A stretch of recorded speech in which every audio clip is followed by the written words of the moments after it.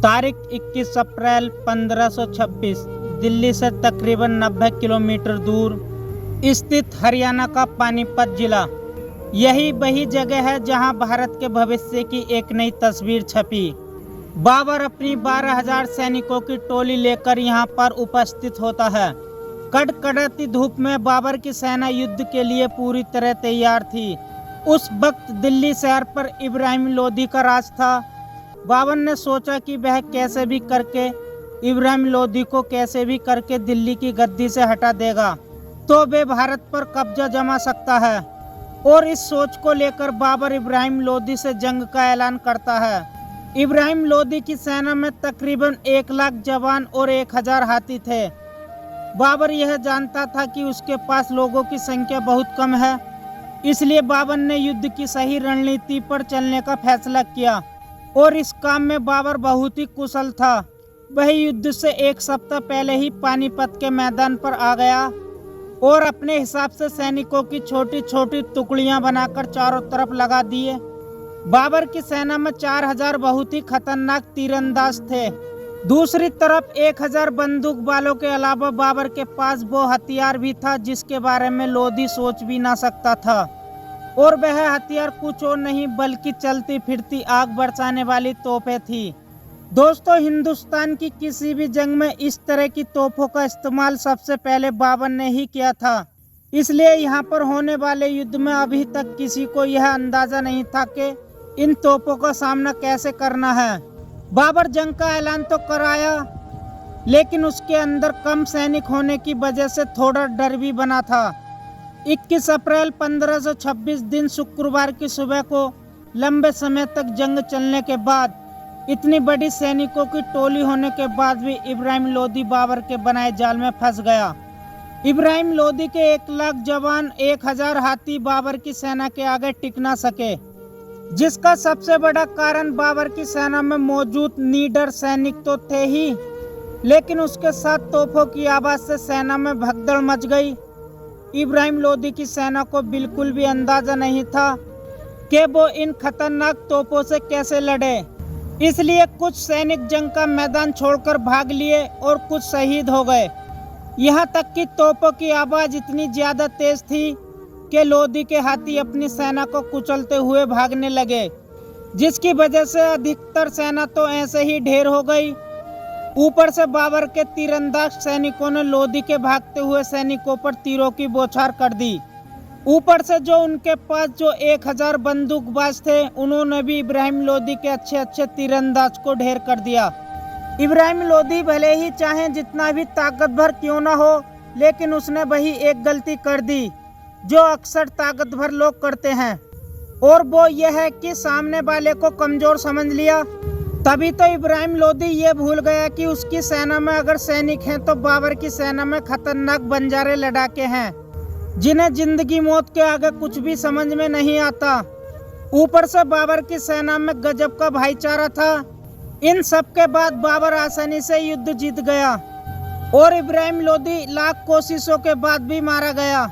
इसी के साथ ही भारत का भविष्य पूरी तरह से बदल गया। अगर उस दिन यह घटना नहीं होती तो आज दिल्ली का लाल किला नहीं होता, आगरे का ताजमहल नहीं होता, यानी आज भारत का रंग रूप कुछ और ही होता। इस लड़ाई को ही पानीपत का पहला युद्ध कहा जाता है। इस युद्ध में बाबर की जीत के बाद भारत में मुगलों की एंट्री हो चुकी थी, क्योंकि दिल्ली की राजगद्दी पर बैठते ही बाबर ने मुगल सल्तनत का परचम लहरा दिया था। अब आप चाहें जो भी कहें, लेकिन एक बात तो कहनी पड़ेगी कि 12,000 सैनिकों से 1 लाख सैनिकों को ढेर करना कोई छोटी बात तो नहीं है, लेकिन बाबर ने यह कर दिखाया। इसीलिए इन्हें कुशल लड़ाके के तौर पर जाना जाता है। पर क्या आप जानते हैं बाबर एक उच्च कोटि का लेखक भी था। दोस्तों, हमारे भारत में हजारों सालों पहले से ही कई साम्राज्य आए और गए, लेकिन एक ऐसा साम्राज्य था जिसने भारत में आकर अपनी एक अलग ही छाप छोड़ दी। जैसा कि हम सभी जानते हैं कि भारत में मुगल साम्राज्य की शुरुआत करने वाला पहला मुगल बादशाह बाबर था। बाबर उज्बेकिस्तान से भारत आया था। आपको बता दें कि बाबर एक पैदाइशी योद्धा था। वो अपने पिता की ओर से तैमूर लंग का 5वां वंश था और अपनी मां की ओर से जंजेज खान का 14वां वर्ष था।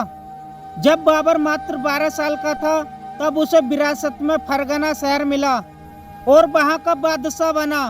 पर बाबर का सपना किसी एक शहर का बादशाह बनने का नहीं था, इसलिए 24 साल की उम्र में उज्बेकिस्तान का शहर समरकंद को जीतकर बाबर ने अपने राज्य का विस्तार किया।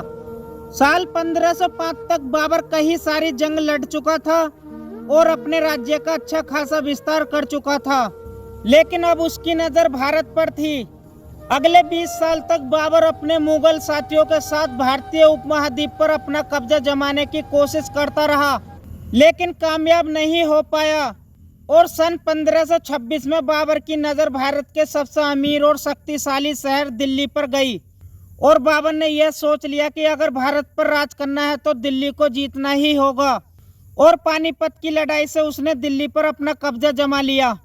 अब बाबर ने तो दिल्ली का सुल्तान बनने में कोई कसर नहीं छोड़ी, लेकिन इनके बाद इनका छोटा बेटा हुमायूं बादशाह बना। हुमायूं 29 दिसंबर 1530 ईस्वी में 23 साल की उम्र में सिंहासन पर बैठा और उसका राज्य अभिषेक आगरा में हुआ। पर हुमायूं का जीवन संघर्षों से भरा रहा। 26 जून 1539 में हुमायूं चौसा के युद्ध में शेरशाह सूरी से हार गया और किसी तरह जान बचाकर भागने में सफल रहा।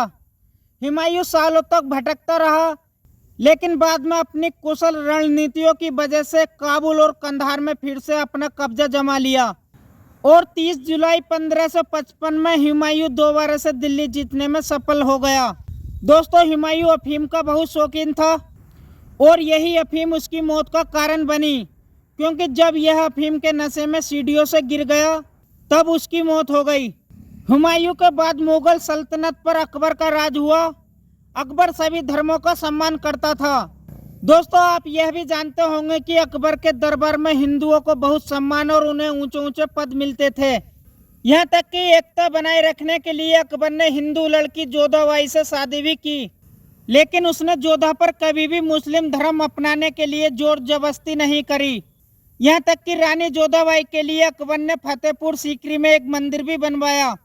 दोस्तों, अकबर की सबसे बड़ी उपलब्धि थी उसका बसाया हुआ फतेहपुर सीकरी शहर, जो आगरा से लगभग 36 किलोमीटर दूर ऊपर पहाड़ियों पर बसाया गया था। कहा जाता है कि फतेहपुर सीकरी उस समय लंदन से भी बड़ा शहर था। अकबर एक कामयाब बादशाह होने के साथ साथ कला प्रेमी भी था, इसलिए इस शहर का निर्माण अकबर ने अपनी निगरानी में ही करवाया था। यहाँ तक कि नक्शा बनाने में भी मदद की थी। इस शहर के बनने से पहले मुगल साम्राज्य की राजधानी आगरा थी। उसके बाद फतेहपुर सीकरी को अकबर ने नई राजधानी बनाई। फतेहपुर सीकरी सन 1571 से लेकर सन 1585 तक मुगलों की राजधानी था, लेकिन पानी की कमी के कारण मात्र 14 साल में ही यह शहर छोड़ दिया गया और फिर दोबारा से आगरा को राजधानी के रूप में पहचान मिली। साल 1582 में अकबर ने दीन-ए-इलाही नाम का एक नया धर्म बनाया था, जिसमें अकबर ने सभी धर्म की मूल बातों को मिला दिया। लेकिन अकबर का यह धर्म ज्यादा समय तक नहीं चल पाया और कई सारे लोग इस धर्म के खिलाफ हुए, जिस वजह से अकबर ने तो इस धर्म को बनाया ही था, लेकिन इनके अलावा केवल 19 लोग इस धर्म को अपना मानते थे। बाकी हर कोई अपने अपने धर्म पर चलना स्वीकार करते थे। दोस्तों, अकबर के बाद मुगल सल्तनत के तट पर अकबर के बेटे जहांगीर बैठे और उसके बाद जहांगीर के बेटे शाहजहां ने मुगल सल्तनत पर राज किया।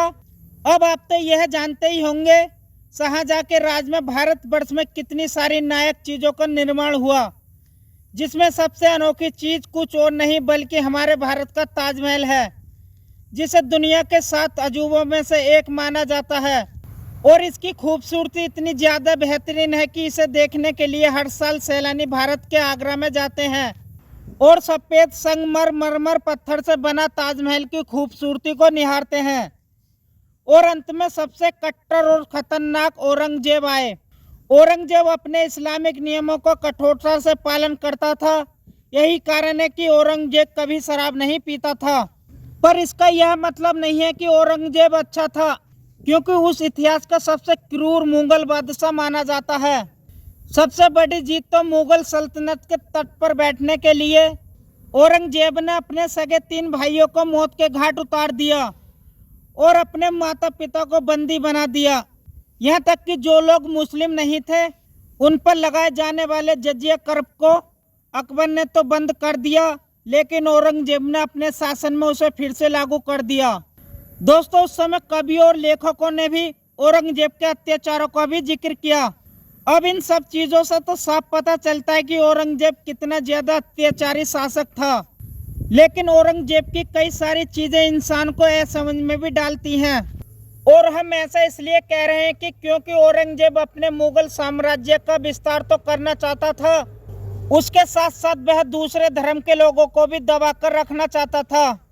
लेकिन जब बात ऐशो आराम भरी जिंदगी की आती है तो औरंगजेब अपने मुगल सल्तनत के खजाने को अपने खुद के खर्चे के लिए ज्यादा इस्तेमाल नहीं करता था। यही सब बातें थी जो औरंगजेब को बाकियों से अलग बनाती थी, जिससे यह चीजें तो साफ पता चल रही थी कि औरंगजेब के अंदर बाबर की छाप थी और वह पूरे भारत को डरा कर रखना चाहता था, ताकि आने वाले समय में मुगल सल्तनत को कोई भी हरा ना सके। पर औरंगजेब के अत्याचारों के बाद भी लोग बाग डरे नहीं, और यही कारण है कि औरंगजेब मुगल सल्तनत का आखिरी बड़ा बादशाह था। वैसे हम आपको बता दें कि मुगल साम्राज्य में गलती करने वालों को आसानी से बख्शा नहीं जाता था। अगर किसी को मौत की सजा सुनाई जाती थी, उस अपराधी का सर तलवार से अलग कर दिया जाता था, या फिर उसका सर हाथी के पैरों के नीचे कुचल दिया जाता था। दोस्तों, यह था मुगल साम्राज्य का सच जो मैंने इस वीडियो के माध्यम से आपको बताया। लेकिन दोस्तों, सोचकर देखिए, क्या अब भी मुगल साम्राज्य का राज भारत में होता तो भारत कैसा होता? कमेंट में बताइएगा।